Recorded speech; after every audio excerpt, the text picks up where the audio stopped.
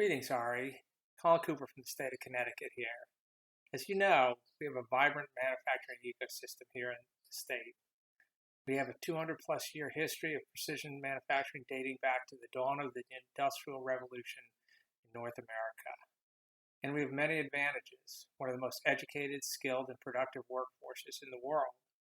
We lead the world in the production of sophisticated products such as submarines, helicopters, and jet engines.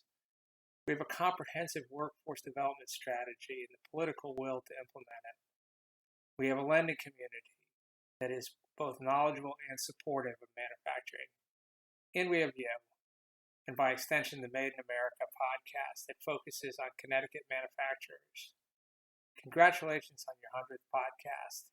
To put that accomplishment into perspective, it means you broadcast more episodes than shows like The Munsters, the original Star Trek, or even the iconic Gilligan's Island.